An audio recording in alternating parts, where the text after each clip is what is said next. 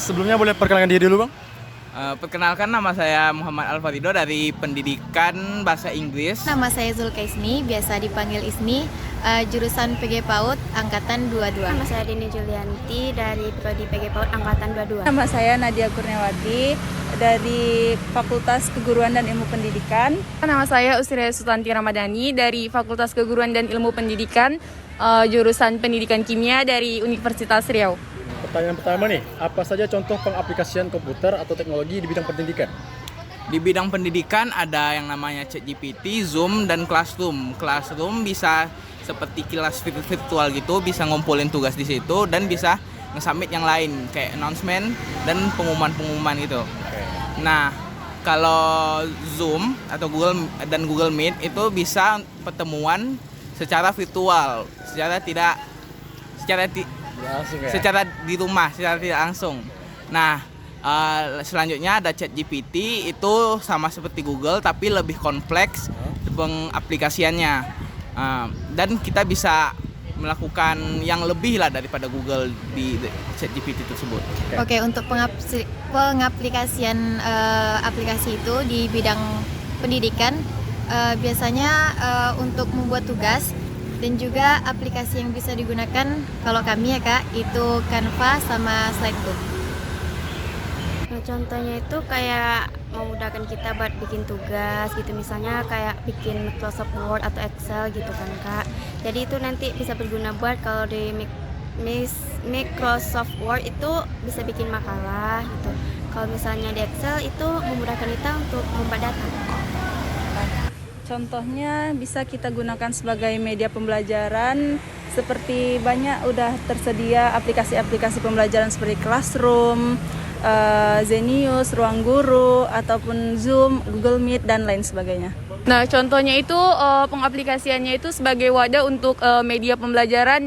Contohnya itu aplikasi Zenius, Ruang Guru, Classroom, Zoom, dan lainnya. Terus pertanyaan selanjutnya nih, apa saja manfaat penggunaan komputer atau teknologi di bidang pendidikan nih? Manfaatnya pertama pasti mempermudah kita. Seperti kalau di bidang pendidikan itu kan, kalau misal di lockdown kemarin atau gurunya berhalangan, nah itu bisa kita pakai Classroom dan Zoom sama Google Meet. Nah, di ChatGPT kita juga bisa bertanya di situ dan mencari referensi-referensi yang berdasarkan tentang pendidikan atau pertanyaan-pertanyaan kita. Ya. Kalau untuk manfaat banyak sekali tentunya, tapi yang biasanya yaitu untuk mencari informasi atau mencari sumber dari materi yang akan kita buat itu. Terus untuk semester akhir mungkin bisa untuk pembuatan skripsi, untuk mencari sumber materinya. Terus bisa juga jadi bahan sharing kita gitu Kak. Manfaatnya yang pertama pastinya sangat berguna buat kita mahasiswa, apalagi dalam pembuatan tugas. Terus juga berguna juga buat mencari kayak jurnal-jurnal atau apa gitu.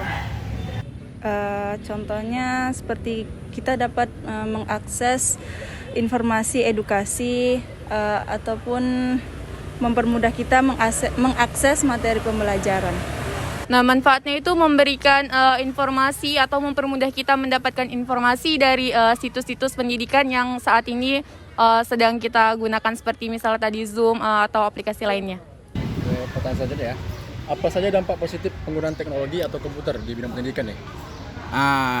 Dampak positifnya yang pertama Google Meet, Classroom dan Zoom tadi yang sudah saya terangkan, dan ChatGPT yang sangat mempermudah, apalagi sebagai usernya ya, sangat membantu kali gitu.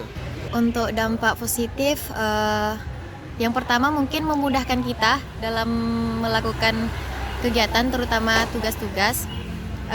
Terus mudahnya mencari informasi atau mendapatkan informasi yang terupdate. Dampak positifnya kita bisa tahu apa aja sebelumnya yang kita nggak tahu. Contohnya tuh kayak kita sebelumnya nih kan nggak tahu tuh cara penggunaan Microsoft atau perangkat lunak di komputer. Nah, sekarang tuh kita jadi tahu karena sering mengasah skill kita di situ, Kak.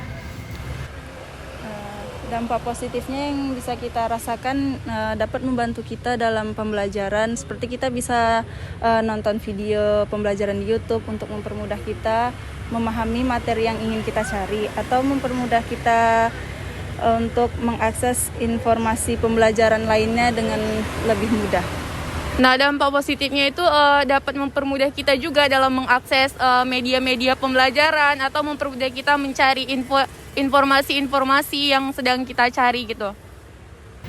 Selanjutnya, dampak negatif komputer atau teknologi di bidang pendidikan. Kalau dampak negatif, mungkin ini tergantung pribadi ya Kak. Kembali lagi ke pribadi masing-masing, bagaimana dia menggunakan teknologi tersebut.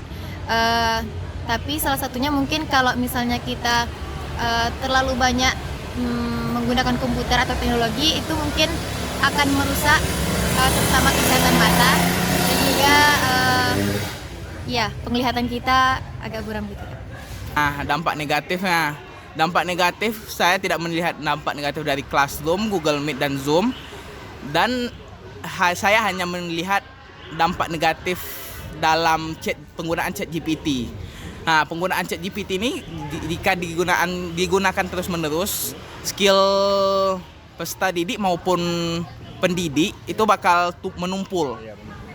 Jadi bergantung ke ChatGPT terus gitu.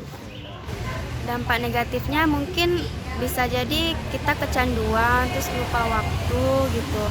Terus juga lalai sama tugas-tugasnya gitu, Kak. Dampak negatifnya tuh kita bisa ketergantungan atau bisa malah membuat kita malas untuk belajar karena serba instan. Kayak ada tugas, kita cari langsung di Google, dapat jawabannya. Jadi kita kayak udah ngerjakan gitu aja tanpa memahami materi yang kita cari itu. Dampak negatifnya itu kita bisa ketergantungan ya dari karena kan itu instan, jadi kita maunya serba cepat aja, jadi kita tidak nyari-nyari lagi ke misalnya sumber buku atau yang lainnya gitu. Selanjutnya, bagaimana seharusnya atau idealnya penggunaan komputer atau teknologi di bidang pendidikan ini? Seharusnya penggunaan komputer tuh kita ambil dampak positifnya aja, kayak dalam mengakses video atau informasi-informasi edukasi, bukan sebaliknya kita menggunakannya untuk hal-hal negatif.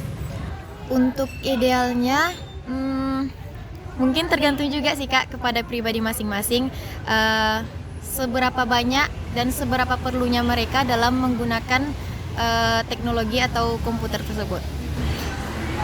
Seharusnya kita bisa memanfaatkan waktu kita dengan menggunakan komputer itu dengan sebaik mungkin. Contohnya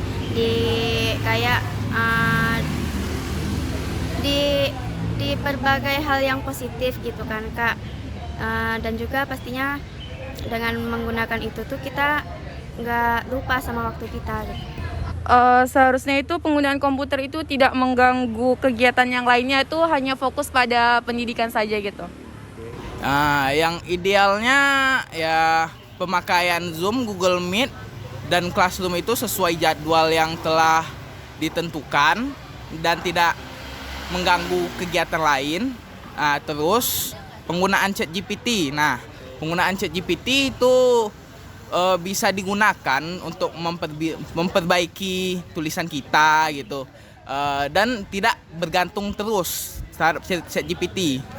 Kalau ChatGPT idealnya menggunakan sebagai brainstorming saja untuk mencari ide dan referensi gitu. Itu aja Bang ya? Itu aja. Sekian, mungkin makasih Bang udah jawabannya ya. Ya, terima kasih.